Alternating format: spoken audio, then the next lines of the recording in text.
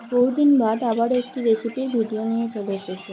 আজ তৈরি করেছি মাশরুম ওটস, যেটি তৈরি করার জন্য প্রথমে পেঁয়াজ, টমেটো এবং লঙ্কাটাকে মিহিভাবে কুচিয়ে নিয়েছি।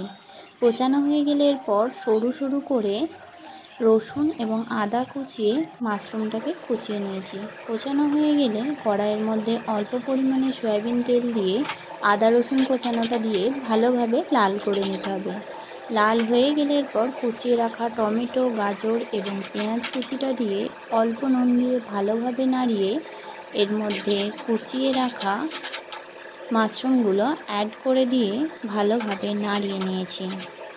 এরপর স্বাদ অনুযায়ী নুন এবং অল্প জিরে গুঁড়ো দিয়ে ভালোভাবে নাড়িয়ে নিচ্ছি। আমি এই রেসিপিটাতে অল্প একটু ব্ল্যাক পেপার ব্যবহার করেছি। এরপর অল্প একটু জল দিয়ে এটিকে ঢাকা দিয়ে রাখছি। ঢাকা খুলে এর মধ্যে আমি ওটস অ্যাড করে নিয়ে ভালোভাবে নাড়িয়ে একটু লাল করে নিয়ে আরও বেশ কিছুটা জল দিয়ে এটিকে ফোটার জন্য আবারও চাপা দিয়ে নিচ্ছি।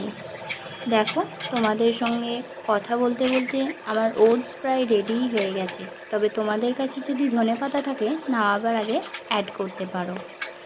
এরপরে আমি অন্যদিকে তৈরি করে নিচ্ছি জলপোচ, যেটি তৈরি করার জন্য একটি পাত্রে জল দিয়ে নুন দিয়ে ভালোভাবে ফোটাতে দিতে হবে।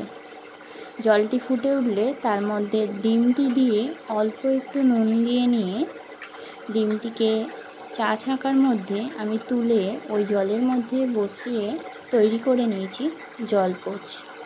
আজ হয়তো ঠিক করে হয়নি জলপোচটা, তবে পরে একদিন তোমাদেরকে ভালোভাবে জলপোচ তৈরি করে দেখাবো। আমার জলপোচ তৈরি হয়ে গেছে। এখানে আমি ছেঁকে জল থেকে তুলে নিচ্ছি। আমার এই মাশরুম ওটস খেতে খুবই ভালো লেগেছে। তোমরাও বাড়িতে বানিয়ে দেখো, এটি খুবই টেস্টি হবে। আমার ভিডিওগুলি যদি তোমাদের পছন্দ হয়ে থাকে আমায় লাইক করো। Thank you.